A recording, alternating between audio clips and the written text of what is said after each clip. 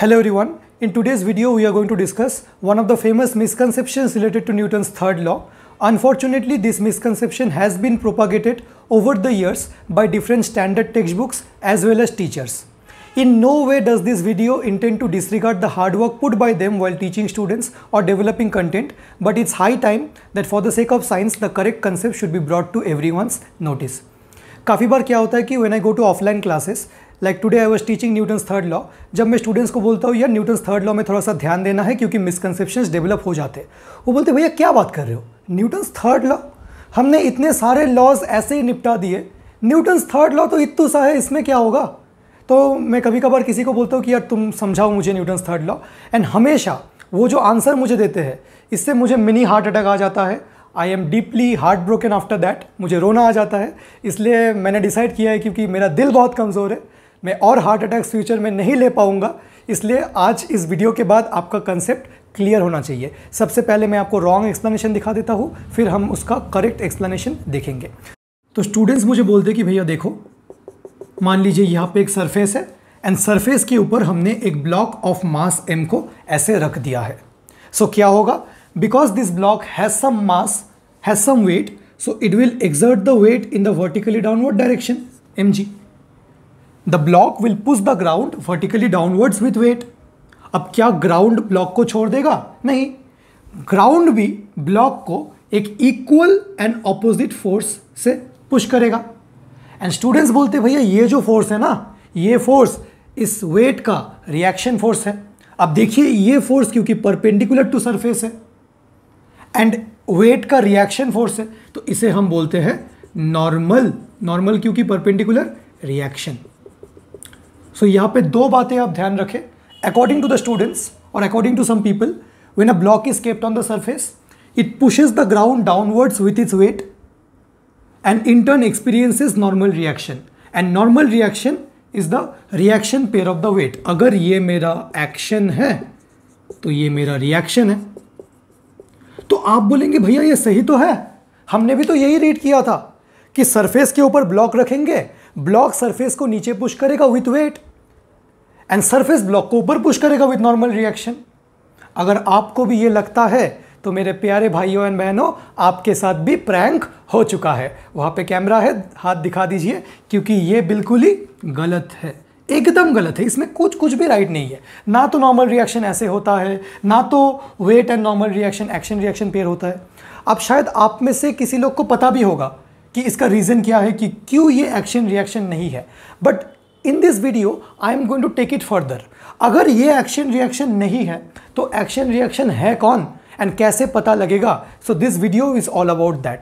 सो मैं आपको रिक्वेस्ट करूंगा कि आपका जो भी आइडिया है इससे रिलेटेड, फिर भी इस वीडियो को पूरा देखिए, क्योंकि शायद हमें एक बहुत ही अच्छा पर्सपेक्टिव मिलने वाला है। पहले तो आप इसको देखिए कि ये एक्शन रिएक्शन नहीं है। अब क्यों नहीं है, क्या होगा, कैसे होगा, वो हम देखते हैं। मैं चाहता हूँ कि आप एक न्यूट्रल पर्सपेक्टिव रखें एंड उसके बाद ही इस वीडियो को देखें। चलिए तो हम इसको मिटाते हैं एंड इन रियलिटी देखते हैं। तो मैंने क्या कहा कि weight and normal reaction action reaction pairs नहीं है। अब क्यों नहीं है, कैसे नहीं है, उसी को देखते हैं। तो अपने पास सिचुएशन क्या है? सिचुएशन बहुत ही सिंपल है कि there is ground, a block of mass m is kept on the ground. अब हमें यहाँ पे सिर्फ यही देखना है कि एक्शन रिएक्शन कौन है।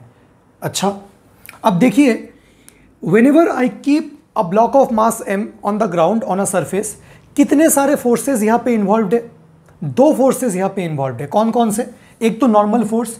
नॉर्मल फोर्स कैसे आता है, अगर आपको पता नहीं है तो मैंने एक वीडियो बनाया है इसके ऊपर, मैं यहाँ पे भी थोड़ा सा बताऊंगा। नॉर्मल फोर्स तभी आता है जबकि कॉन्टैक्ट सरफेस में दो सरफेस ईच अदर के साथ प्रेस कर रहे हैं। सिर्फ कॉन्टैक्ट नेसेसरी नहीं है, two surfaces must essentially press against each other. ये मॉलिक्यूलर लेवल में एक फोर्स आ जाता है जिसको हम बोलते हैं नॉर्मल फोर्स। देखिए, I personally do not like the term normal reaction, क्योंकि नॉर्मल रिएक्शन अगर आप बोलेंगे तो एक मिसकंसेप्शन डेवलप हो जाएगा कि ये किसी ना किसी का रिएक्शन पेयर है। वैसी कोई बात नहीं है। Normal itself is a force, so we are going to call it normal force. Okay, and there is another force that is the weight और द ग्रेविटेशनल फोर्स। तो मैं इन फोर्सेस को एक एक करके दिखाऊंगा, बट इससे पहले थोड़ा सा समझ लेते हैं कि नॉर्मल फोर्स कैसे आया। देखिए, यहाँ पे ground and the object are in contact, तो इस कॉन्टैक्ट सरफेस को अगर मैं थोड़ा सा जूम इन करके बताऊँ तो जूम इन करके ये कुछ ऐसे दिखेगा, क्योंकि हम बिल्कुल मॉलिक्यूलर लेवल की बात कर रहे हैं, एटॉमिक लेवल की बात कर रहे हैं, ठीक है ना। इतना जूम कर लिया हमने कि हम बिल्कुल एटम्स एंड मॉलिक्यूल्स में चले गए। तो यहाँ पे तो एक ब्लॉक था एंड ग्राउंड था, तो हम ब्लॉक के, क्योंकि everything in this universe is made up of atoms, तो ब्लॉक के एटम्स को हम ऐसे ब्लू कलर के शो कर रहे हैं एंड ग्राउंड के एटम्स को हम ऐसे ब्लैक कलर के शो कर रहे हैं। ये किस चीज़ का डायग्राम है? इस कॉन्टैक्ट सरफेस का डायग्राम है। देखिए, the block and the surface were in contact with each other, तो इतना पार्ट का हम जूम करके दिखा रहे हैं। अब हम एसेंशियली दो एटम्स को जूम करके दिखाएंगे, ये ब्लॉक वाला एटम एंड ये ग्राउंड वाला एटम। अब एटम है तो इलेक्ट्रॉन्स भी होंगे, ये मैंने एक वीडियो में डिटेल में बताया है, यहाँ पे थोड़ा सा शॉर्ट में बता रहा हूँ। अब होता क्या है यार, whenever you keep a block on a surface at the atomic level, atoms come closer because the block pushes the ground downward. क्यों पुश करते हैं? कुछ ना कुछ वेट है, but exactly weight is not acting on the ground. Exactly weight is not acting on the ground, weight always acts at the centre of gravity, that's the gravitational force. But हमें इतना तो पता है ना कि contact surface में atoms are coming closer, किसी का वेट है। मतलब कंसेप्ट ऐसा है कि अगर आप एक वेइंग मशीन में खड़े हो, कौन से मशीन में? वेइंग मशीन, जो आपका वेट बताएगा। So when you are standing on the weighing machine क्या मेजर करता है? भैया वेट नहीं यार, ये वेट नहीं मेजर करता है। भैया क्या बता रहे हो? वेइंग मशीन है। आप गलत समझा रहे हो। मैं गलत नहीं समझा रहा हूँ, आपको गलत पता था। इस मैन का जो वेट होगा ना, the weight will act at the centre of gravity of the man, और ये जो उसके लेग्स कांटेक्ट में है विद द वेइंग मशीन, तो यहां पे कौन सा फोर्स जनरेट होगा? Normal force. एंड ये weighing machine normal force measure करेगा। अगर आप सारे फोर्सेस मार्क करोगे तो ये नॉर्मल फोर्स एंड वेट का वैल्यू इक्वल आएगा। हम अभी दिखाएंगे आपको कैसे इक्वल आएगा। बट इसका मतलब ये कतई नहीं है कि वेइंग मशीन डायरेक्टली अपना वेट, मतलब वेट ही मेजर करता है, बट जो फोर्स उसके ऊपर एक्ट करता है, that is not the weight, its value is equal to weight. Weighing machine जो चीज मेजर करता है उसका वैल्यू वेट के इक्वल है, बट कौन सा फोर्स है वो? That is the normal force. Weighing machine measures the normal force acting on it and then gives us the reading. अच्छा, यहां पे वापस आ जाते हैं। सो ये ब्लॉक का एटम था एंड ये सरफेस का एटम था। इनके बीच में क्या होगा? इंटर इलेक्ट्रॉनिक रिपल्शन होगा। The atom of the block will repel the atom of the surface and the atom of the surface will repel। तो एक फोर्स ऐसा, एक फोर्स ऐसा आ जाएगा एंड इसे हम बोलते हैं नॉर्मल फोर्स। नॉर्मल फोर्स का ओरिजिन ही है inter electronic repulsions at the atomic level. जब हम एटॉमिक लेवल पे जाते हैं तो ग्राउंड के एटम्स एंड ब्लॉक के एटम्स के जो इलेक्ट्रॉन्स हैं वो आपस में रिपेल करते हैं। That is the reason for normal force to generate. तो इतना पहले आपको थोड़ा सा समझ में आ गया। अभी हम हर एक चीज़ को क्लियर करेंगे। तो हम क्या चाह रहे हैं? हम सारे फोर्सेस मार्क करना चाह रहे हैं। तो हम क्या करते हैं, एक सेकंड के लिए, ये जो सरफेस है एंड ये जो ब्लॉक ऑफ मास एम है, इनको अलग अलग शो कर रहे हैं कि हम फोर्सेस दिखा पाए। अब whenever an object is kept on the surface, कितने सारे फोर्सेस यहाँ पे इन्वॉल्व है? एक तो नॉर्मल फोर्स। अच्छा, नॉर्मल फोर्स क्यों? क्योंकि यहाँ पे कॉन्टैक्ट है, two surfaces are in contact with each other and they are pressing, है ना। This block is pressing the surface, तो नॉर्मल फोर्स इज इन्वॉल्व। क्योंकि इसका एक वेट है, so gravitational force is also involve. So there are two forces involve. हमें दो forces को अलग अलग शो करना पड़ेगा। नॉर्मल फोर्स का एक एक्शन एक रिएक्शन होगा, ग्रेविटेशनल फोर्स का एक एक्शन एक रिएक्शन होगा।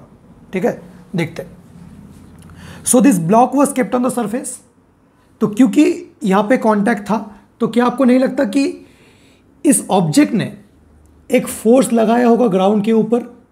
उस फोर्स को हम बोलेंगे नॉर्मल फोर्स। यही आपका मिसकंसेप्शन है। आपको क्या लगता है कि भैया अभी तो मैं खड़ा हूं ना, तो मैं धरती के ऊपर अपना वेट एक्सर्ट कर रहा हूं। बिल्कुल आप वेट एक्सर्ट नहीं कर रहे हो, आप एक फोर्स एक्सर्ट कर रहे हो जिसका नाम है नॉर्मल फोर्स। क्योंकि आपके लेग्स धरती के साथ कॉन्टैक्ट है and whenever there is contact you exert normal force, you don't exert weight. Weight तो आपके सेंटर ऑफ ग्रेविटी में एक्ट कर रहा होगा। हाँ, आप जो फोर्स एक्सर्ट कर रहे हो, कौन सा फोर्स? नॉर्मल फोर्स, उसका वैल्यू वेट के इक्वली आएगा इस सिचुएशन में। अगर आप वर्टिकल डायरेक्शन में इक्विलिब्रियम में हो। पहले आप समझिए, कंफ्यूज मत होइए। यहाँ पे कॉन्टैक्ट सरफेस था, हमने देखा whenever there is contact surface तो ब्लॉक ने सरफेस के ऊपर एक नॉर्मल फोर्स लगाया। अब इसका एक रिएक्शन भी होगा, ये रहा उसका रिएक्शन। ये जो दोनों फोर्सेस है N and N, this are action reaction pairs of normal force. हमने सिर्फ और सिर्फ नॉर्मल फोर्स दिखाया है। मैंने क्या बोला आपको, फिर से समझिए। देयर वाज अ सरफेस, एक ब्लॉक ऑफ मास m रखा था, क्योंकि इतना सा सरफेस कांटेक्ट में है एंड यहाँ पे प्रेस कर रहा है सरफेस को, ब्लॉक प्रेस कर रहा है, सो ब्लॉक सरफेस के ऊपर एक नॉर्मल फोर्स लगाएगा इन the vertically downward direction and surface block के ऊपर एक नॉर्मल फोर्स लगाएगा इन द वर्टिकली अपवर्ड डायरेक्शन। ये दोनों फोर्सेस डिफरेंट बॉडीज के ऊपर एक्ट कर रहे हैं। इन दोनों फोर्सेस का नेचर सेम है। According to Newton's third law, force always exist in pair, है ना। देखिए दो पेयर्स है, डिफरेंट बॉडीज के ऊपर एक्ट कर रहे, इनका नेचर सेम है, तो ये दोनों एक्शन एंड रिएक्शन पेयर्स है। हमने नॉर्मल फोर्स को दिखा दिया। अब एक सेपरेट डायग्राम में हम ग्रेविटेशनल फोर्सेस को भी दिखाएंगे, सेपरेट डायग्राम में, फिर हम दोनों को कंबाइन करेंगे। मान लीजिए ये मेरा सरफेस था and this is the block. हम थोड़ा सा आइसोलेट करके दिखा रहे हैं। अच्छा, अब ग्रेविटेशनल फोर्स दिखा रहे हैं। ग्रेविटेशनल फोर्स मतलब देखिए यहाँ पे धरती माता है, यहाँ पे मैं धरती माता को थोड़ा सा दिखा रहा हूँ ऐसे partially. This is the centre of the earth. Gravitational force कैसे एक्ट करता है? It's a non contact force, centre to centre act करता है। मान लीजिए this is the centre of the earth and this is the centre of gravity of the object. अब क्या होगा, अर्थ का जो सेंटर है it will pull the centre of the object towards itself by a gravitational force mg, है ना। Every object is pulled towards the centre of the earth bye what force? mg। तो देखिए mg जो act कर रहा है ना, ये आपका ये क्या है mg? Weight. This is the weight. So क्या वेट ग्राउंड के ऊपर एक्ट कर रहा है? नहीं यार, ग्राउंड के ऊपर तो नॉर्मल फोर्स एक्ट कर रहा है। ग्राउंड के ऊपर तो नॉर्मल फोर्स एक्ट कर रहा है। वेट कहां पे एक्ट कर रहा है? On the centre of gravity of the object. तो जैसे अर्थ ऑब्जेक्ट को टूवर्ड्स द सेंटर पुल करेगा, तो क्या आपको नहीं लगता कि ऑब्जेक्ट भी अर्थ का सेंटर को पुल करेगा with equal force mg? This mg is the force exerted by the earth on the object and this is the force exerted by the object on the earth. अर्थ जैसे ऑब्जेक्ट को पुल कर रहा है, object भी अर्थ के centre को पुल कर रहा है। Centre to centre acting force, different bodies के ऊपर एक्ट कर रहा है। दोनों का नेचर सेम है। दोनों कैसा फोर्स है? ग्रेविटेशनल। इन्हें हम एक्शन रिएक्शन पेयर बोलेंगे। अगर ये एक्शन है तो ये रिएक्शन, ये एक्शन है तो ये रिएक्शन। किसी एक को आप एक्शन, दूसरे को रिएक्शन बोल सकते हो। आपको पता होगा कि this action and reaction occur at the same instant of time. ऐसा कोई कॉज इफेक्ट रिलेशनशिप भी उनके बीच का नहीं है कि action is the cause, reaction is the effect, ऐसा भी नहीं है। थोड़े से फिर भी आप कंफ्यूज होंगे। मैं इस सिचुएशन को फिर अब एक डायग्राम में ड्रॉ करूंगा, बट पहले प्लीज आप इतना क्लियर कर लो, कॉन्टैक्ट सरफेस में अगर प्रेसिंग की वजह से कोई फोर्स आएगा दैट इज नॉर्मल फोर्स। अगर नॉन कॉन्टैक्ट फोर्स कोई आएगा जो सेंटर से centre, that is the gravitational force. मिटा दो ये सब एंड एक बार फाइनली देख लेते हैं कि हो क्या रहा है। भैया आप कहना क्या चाह रहे हो, एक बार देख लेते हैं। अब मैं सिचुएशन को थोड़ा सा ऐसे ड्रॉ करूंगा। ये this is the earth, this is the centre of the earth and object of mass m is kept on the surface of the earth and I want to mark the forces on the object. So how many forces are coming into play? 2 forces. Because यहाँ पे contact है तो यहाँ पे normal force generate होगा। एक normal force object अर्थ के ऊपर लगाएगा, एक नॉर्मल फोर्स अर्थ ऑब्जेक्ट के ऊपर लगाएगा। आपका मिसकंसेप्शन क्या था? आपका मिसकंसेप्शन था कि अर्थ या फिर ऑब्जेक्ट अर्थ के ऊपर वेट लगाता है। वेट नहीं लगाता है, नॉर्मल फोर्स लगाता है। तो हम दोनों को सेपरेट करके फोर्सेस दिखाते हैं। Marking forces on the object. हम क्या कर रहे हैं? फोर्सेस को मार्क कर रहे हैं। तो थोड़ा सा सेपरेट करके हम मार्क करना चाहते हैं फॉर क्लैरिटी। ये मेरा अर्थ and this is the object. Although ये कॉन्टैक्ट में है, हम सेपरेट करके फोर्सेस दिखा रहे हैं। पहले हम क्या मार्क कर लेते हैं? ग्रेविटेशनल फोर्स मार्क कर लेते हैं। देखिए ये earth is attracting the centre of the object towards itself by what force?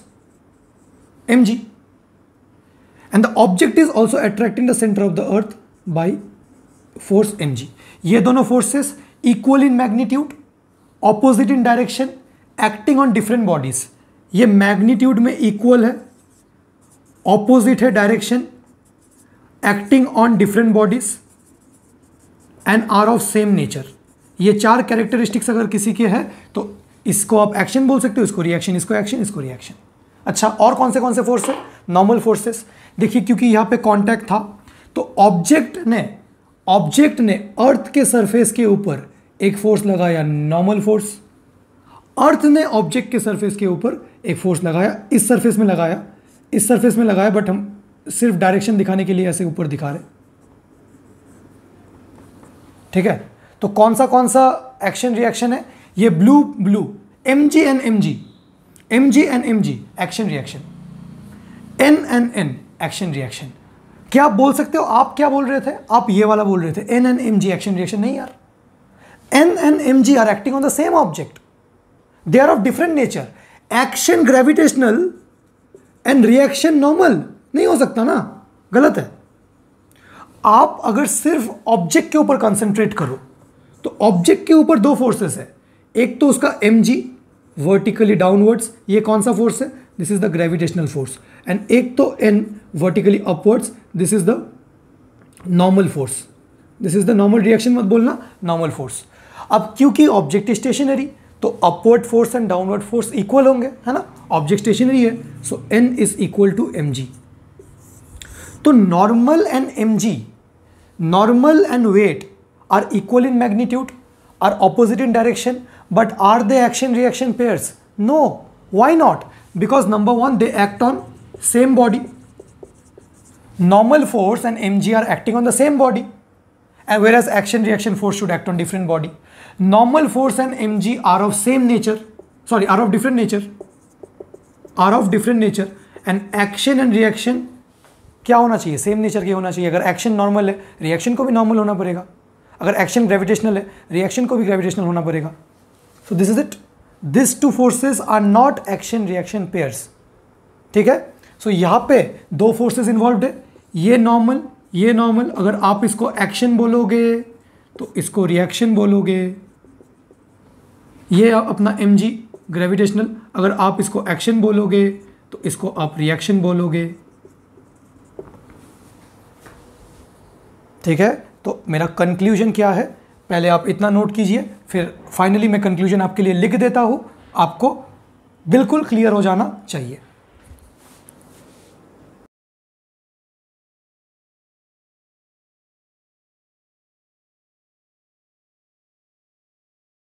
Conclusion देख लेते हैं। Whenever a block is kept on the surface, it pushes the ground vertically downwards by normal force, not the weight. ठीक है ना, weight नहीं act करता है। And as a result the block experiences an equal and opposite normal force. This is, if this is action, then this is the reaction.